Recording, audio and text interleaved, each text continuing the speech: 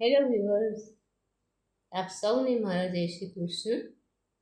અધિક માસની કથાની સત્સંગ યાત્રાનો આજે ત્રીજો દિવસ. આજે આપણે ત્રીજો અધ્યાય લઈશું. ત્રીજા અધ્યાયનું નામ છે અધિક માસનું વૈકુંઠમાં પહોંચવું. સૌનકાદી ઋષિઓ બોલ્યા, હે મહાભાગ્યશાળી સૂત, નરના મિત્ર શ્રી નારાયણે નારદને જે શુભ વચન કહ્યું હોય તે અમને વિસ્તારથી કહો. સૂત બોલ્યા, હે શ્રેષ્ઠ બ્રાહ્મણો, નારાયણનું સુંદર વચન તમે સાંભળો.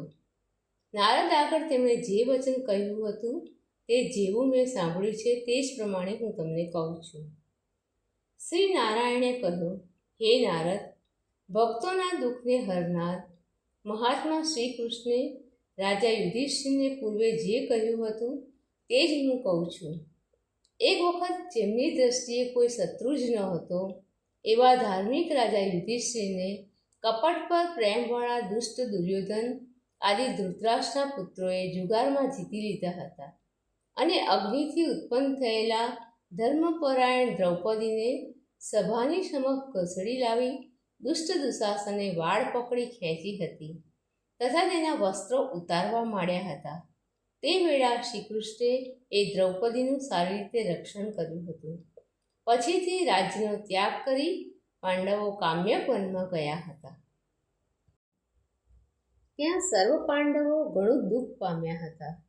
વનમાં ફળ ખાઈને રહેતા હતા અને જંગલી હાથીઓની પેઠે ચોપાસ મેલથી મલિન હોય જટાધારી બન્યા હતા. પછી એ દુઃખી પાંડવોને મળવા માટે ભગવાન દેવકી પુત્ર શ્રી કૃષ્ણ મુનિઓ સહિત ત્યાં કામ્યક વનમાં ગયા. તેમને જોતાં જેમ મરેલા શરીર પ્રાણ આવતા જ ઊભા થઈ જાય તેમ પાંડવો એકદમ ઊભા થઈ ગયા અને પ્રેમ વિભોળ બની પ્રીતિપૂર્વક શ્રીકૃષ્ણને ભેટી પડ્યા. નકુળ તથા સહદેવે શ્રીકૃષ્ણના ચરણકમળમાં ભક્તિથી નમસ્કાર કર્યા અને દ્રૌપદી પણ ધીમે ધીમે સ્વસ્થ બની અને શ્રીકૃષ્ણને નમન કર્યું. પાંડવોને શ્રીકૃષ્ણે દુઃખી જોયા. મૃગના ચામડા તેઓએ પહેર્યા હતા. તેમના શરીર ધૂળથી ખરડાયેલા, ભૂખરા તથા લુખ્ખા જણાતા હતા. તેમના અંગો પર ચોપાસ વાળ વધી ગયા હતા. દ્રૌપદી પણ શરીરે ઘણા સુકાઈ ગયા હતા અને પાંડવોની પેઠે દુઃખથી ઘેરાઈ ગયા હતા. તેઓનું એ દુઃખ અતિશય ઉગ્ર હતું. તે જોઈ શ્રીકૃષ્ણ ઘણા દુઃખી થયા. કૌરવોને બાળી નાખવાની તેમની ઈચ્છા થઈ. તેથી ભક્તવત્સલ ભગવાન શ્રીકૃષ્ણે કોપ કર્યો. એ વિશ્વાત્માની ભ્રમર ક્રોધથી એકદમ વાંકી થઈ ગઈ અને નેત્રો પણ ભયંકર બની ગયા.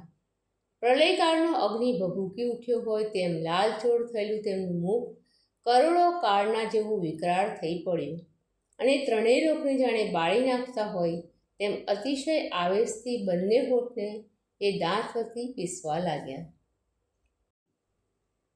સીતાના વિયોગથી અત્યંત તપી ગયેલા સાક્ષાત શ્રી રામચંદ્ર સરખા ભયંકર દેખાતા શ્રીકૃષ્ણને જોઈ તે વખતે અર્જુન વીર હોવા છતાં ધ્રુજી ઉઠ્યો. તરત જ ધર્મરાજ યુધિષ્ઠિરે, દ્રૌપદીએ તથા બીજાઓએ પણ શ્રીકૃષ્ણને શાંત કરવા અર્જુનને પ્રેરણા કરી. એટલે તે એકદમ ઊભો થઈ ભયથી બે હાથ જોડી શ્રીકૃષ્ણની સ્તુતિ કરવા લાગ્યો. અર્જુન બોલ્યો, હે કૃષ્ણ, હે જગતના નાથ, હે રક્ષક, હું જગતની બહાર નથી. હે પ્રભુ, તમે જ જગતનું રક્ષણ કરનારા છો, છતાં મારું રક્ષણ કેમ કરતા નથી? જેમની માત્ર દ્રષ્ટિ પડતા જ બ્રહ્માનો પણ નાશ થઈ જાય તે આપનો ક્રોધ થતાં શું થાય અને શું થશે એ કોણ જાણી શકે? માટે હે તાત, ક્રોધને દૂર કરો. હે સંહાર કરનાર, હે તાત, હે જગતના પતિ, આપ જેવાના ક્રોધથી તો જગતનો પ્રલય થઈ જાય.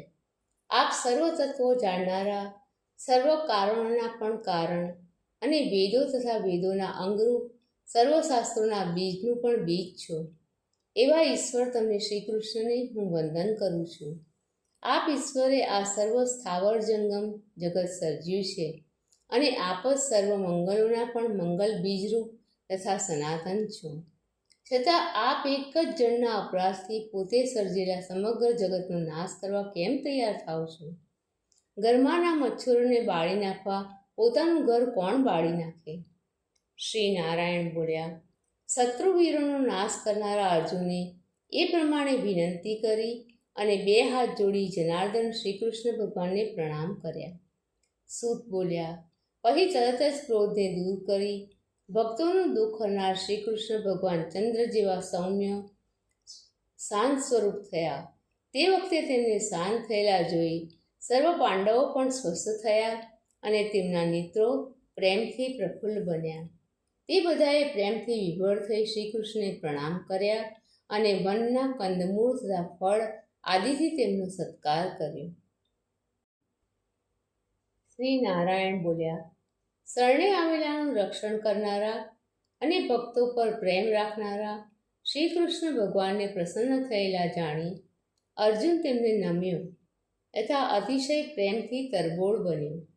તેણે 2 હાથ જોડી વારંવાર નમસ્કાર કર્યા અને પછી, હે નારદ, તમે મને જે પ્રશ્ન પૂછો છો તે જ પ્રશ્ન શ્રી કૃષ્ણને તેણે પૂછ્યો હતો.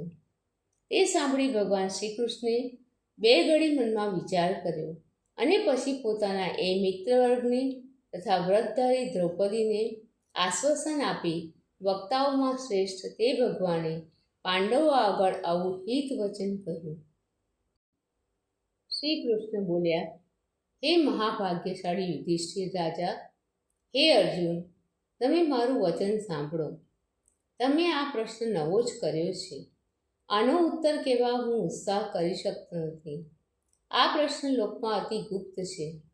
ઋષિઓ પણ તેનો ઉત્તર કહી શકે તેમ નથી. તો પણ હે અર્જુન, તું મારો મિત્ર અને ભક્ત છે, તેથી તેનો ઉત્તર હું તમને કહું છું. એ ઉત્તર અતિશય કઠિન છે, માટે અનુક્રમે તું સાંભળ. હે ઉત્તમ વ્રતવાળા, ચૈત્ર વગેરે જે મહિના લવ, પખવાડિયા, ઘડીઓ, પ્રહરો, રાત્રિઓ, ઋતુઓ, મુહૂર્તો, દક્ષિણાયન, ઉત્તરાયણ, 2 અયનો, વર્ષો, યુગો તથા પરાળ સુધીના બીજા જે કાળ વિભાગો છે, તેમજ નદીઓ, સમુદ્રો, ધરા, કૂવા, વાવો, તળાવો, ઝરણા, વેલા, ઔષધિઓ, વૃક્ષો તથા કઠણ છાલવાળા જે કંઈ ઝાડ છે અને વનસ્પતિઓ, શહેરો, ગામડા, પર્વતો તથા નગરો છે, આ બધા મૂર્તિમાન હોય પોતાના ગુણોને લીધે પૂજાય છે. તેઓમાં કોઈ પણ નવીન કે સ્વામી રહિત નથી. બધા જૂના તથા સ્વામીવાળા છે. તેઓ પોતપોતાના અધિકારમાં રહી પૂજાય છે અને ફળદાયક થાય છે. તેમજ એ બધા પોતપોતાના સ્વામીના યોગના મહાત્મ્યથી સૌભાગ્યશાળી છે. હે પાંડવપુત્ર અર્જુન, કોઈ એક સમયે અધિક માસની ઉત્પત્તિ થઈ. એ મહિનો સૂર્યના સંક્રમણ અથવા રાશિ પ્રવેશથી રહિત જ રહ્યો. તેથી તે અયોગ્ય ગણાયો અને મળમાસ કહેવાયો. એમ સહાય વિનાના તે મહિનાને બધા લોકો નિંદનીય કહેવા લાગ્યા. એટલું જ નહીં, પણ તે મળરૂપ હોવાથી સ્પર્શ કરવાને પણ અયોગ્ય ઠર્યું અને શુભ કર્મમાં નિંદનીય ગણાયો. લોકો પાસેથી પોતાની નિંદા વિશેનું એ વચન સાંભળી એ મહિનો ઉદ્યોગરહિત થઈ ઝંખવાણો પડી ગયો. એમ તે દુઃખી થયો. તેનું મન અતિશય ખેદ પામ્યું અને કેવળ ચિંતાગ્રસ્ત રહેવા લાગ્યું. ઘણા જ દુભાતા હૃદયે છેવટે તેને મરી જવાની ઈચ્છા કરી. પણ પાછળથી ધીરજ ધરી એ મારે શરણે આવ્યો. હે નર, જ્યાં હું રહ્યો હતો ત્યાં વૈકુંઠ ભવનમાં એ આવી પહોંચ્યો અને ઘરની અંદર આવી તેણે પરબ્રહ્મ એવા મારા દર્શન કર્યા.